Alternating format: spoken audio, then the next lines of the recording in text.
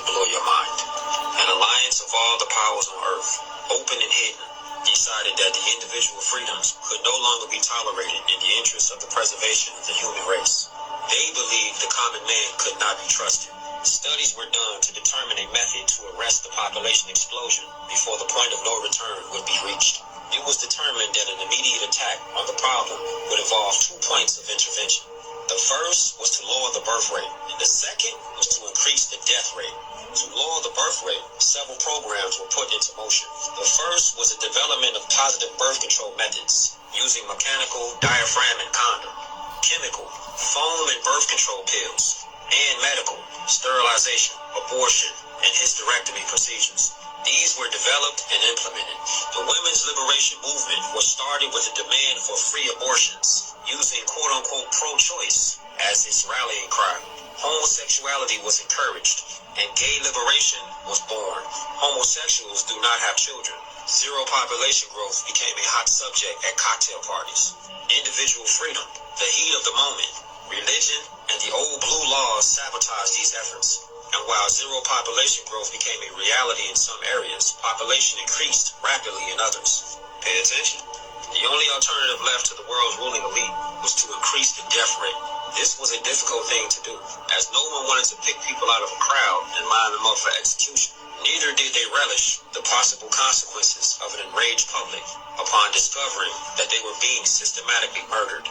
Of course, a very short but very deadly war using nuclear weapons upon select population concentrations was contemplated. And to tell you the truth, was not ruled out.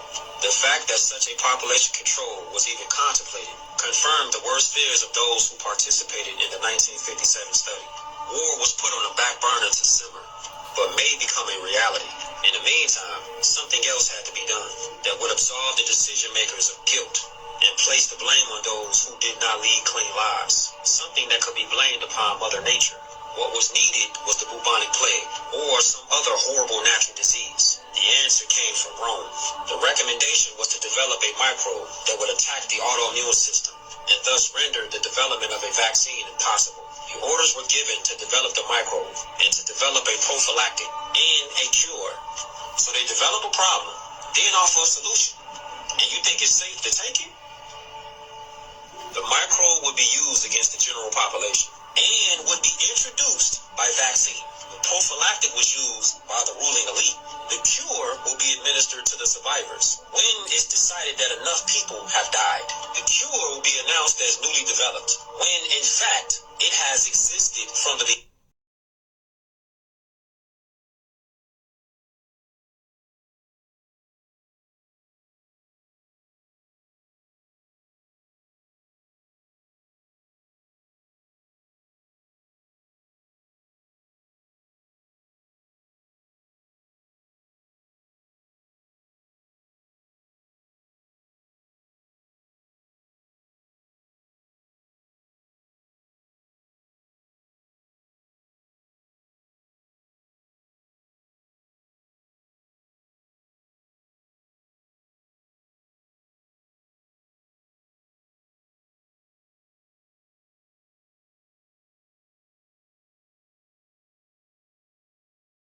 The U.S. mass sterilized Puerto Rican women in the 1930s? Yes, it happened. Let's talk about it. Hi, I'm Chris, and I bring you little-known history stories that the powers that be want swept under the rug, and I do it every day. Give me a like and a follow so I can keep doing it. Most people don't think of Puerto Rico as a place that the U.S. invaded, but in 1898, during the Spanish-American War, that's exactly what happened. The U.S. military stormed the island, taking control from Spain. Puerto Ricans were never even given a choice in the matter. They didn't get independence. They got occupation. Now fast forward a few decades and the US is still in control of Puerto Rico. And in the 1930s, a quiet war was being waged. This time, not with guns, but with medical procedures. The US government, along with local authorities, pushed an aggressive campaign to sterilize Puerto Rican women. Now, what could possibly have been the rationale or the justification for this? Population control was the public answer. The real reason? Eugenics and economic control. By the 1950s, nearly 1/3 of all Puerto Rican women had been sterilized, often without fully understanding what was actually happening to them. Doctors told them it was temporary birth control, or they were pressured into signing forms that they couldn't read. Many were told that they'd lose their jobs if they didn't go through with the procedure. This wasn't just some rogue program either, it was U.S. government policy, backed by the Puerto Rico Reconstruction Administration and funded by the U.S. Public Health Service. The goal was to limit the birth rate, keeping wages low and preventing Puerto Rico from becoming an economic burden to the mainland. It was one of the largest mass sterilization campaigns in history, and it lasted well into the 1970s. So why don't we ever hear about this? Why aren't these stories told in history class? Puerto Rico was never just a territory, it was a testing ground. A place where the U.S. could experiment with colonial control, from military invasion to medical abuses. And the scars of that history are still felt today. What do you think? Was it a forgotten tragedy or something even darker? Let me know.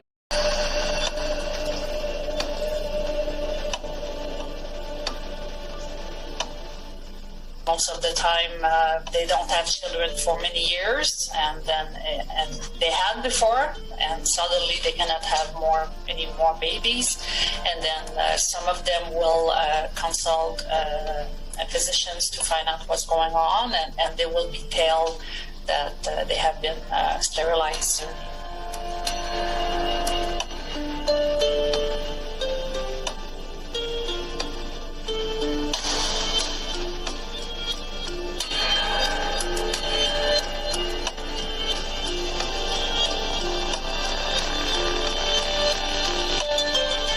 This class action has brought to light shocking stories of women being told that they cannot see their newborn babies until they're sterilized.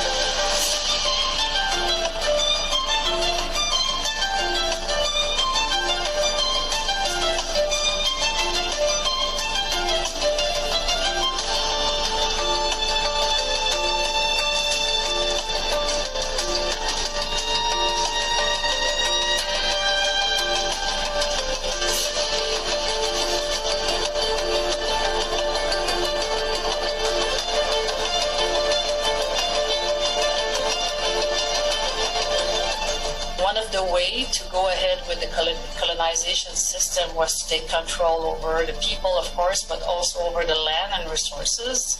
And one of the ways to make sure that there would be less and less indigenous people was by the control of their reproduction systems. Going to be minority white European. You hear me? Minority white European. And you guys are going to have to start working more with Hispanics, who make up a larger portion of the population than y'all do. Not make significant progress on racial equity. This country is doomed.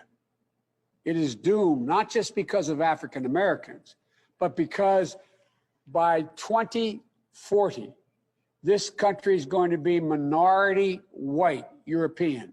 You hear me? Minority white European. And you guys are going to have to start working more with Hispanics, who make up a larger portion of the population than y'all do.